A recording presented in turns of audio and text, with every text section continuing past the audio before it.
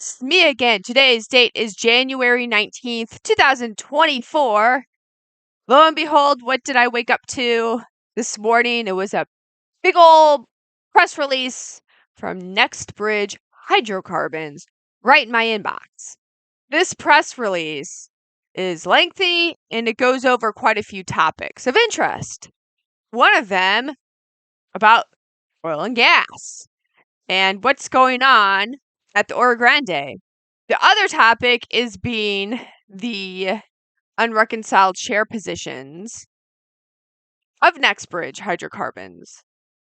As we all know, as I covered in my previous video, Johnny Tobacco sauntered on into town a couple weeks ago, and he seemed very excited. And as we all know, the FINRA FAQ that they put out later on in the year in 2023, they said, see, there's only 2.6 million short positions in NextBridge.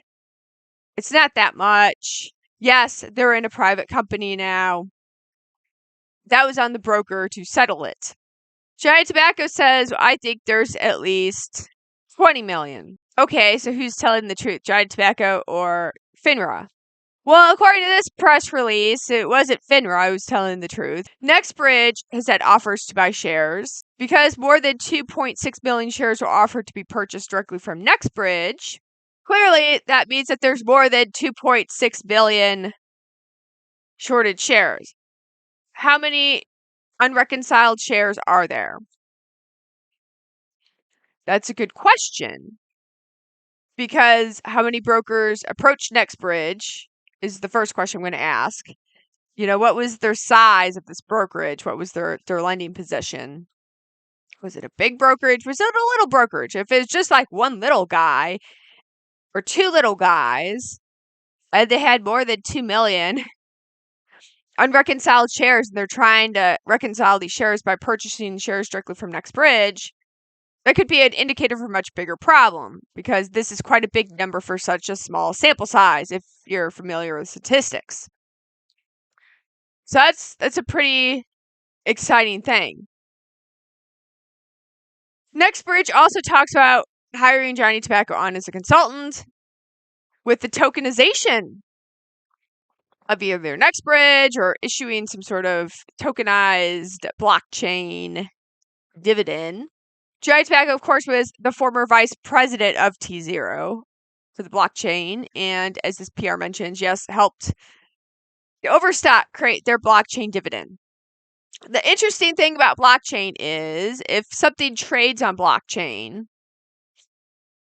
and let's say it's lended out, hypothetically, it's very hard to do for this reason. If it's lended out, blockchain has its own unique number. Everything's transparent on the blockchain. Where it goes, it's all there on the blockchain. If that share is lent out, the person who borrowed the share can't just get any old share of NextBridge if it's on the blockchain. He has to get that particular share. Just like if somebody borrows your car, you have an Impala, they borrow your Impala, to go on crazy road tripping adventures. They can't just bring back any old Impala. They have to bring back the Impala with the same VIN number, that exact Impala. Same with blockchain, right? You have to bring back that exact security. So you can't just lend it out. Somebody else buys it from the borrower as a long, and then they'd have to entice that person. Now, if that person that they borrowed sells it, which happens, then you're in hot water. That's why you don't really have as much manipulation on the blockchain, because of the transparency within the token itself. So if NextBridge were to trade on the blockchain, that could be very interesting. But I suspect that this could also put kind of the double-edged pressure on the brokerage. Because in order to get the blockchain, the brokerage has to have your share, right? It has to have a share. It can't have like a lended share. Even if they lent your share out, they still owe you monetarily what that blockchain's worth, right? You have financial rights. Or if they don't want to admit it, they have to go get the blockchain. NextBridge doesn't have a value attached to it right now, so it's very hard for a broker to do. So the only way is for the broker is to go right now if they can't get the blockchain for you, if they can't get this blockchain of NextBridge for you, or transfer you because you have a non-reconciled share.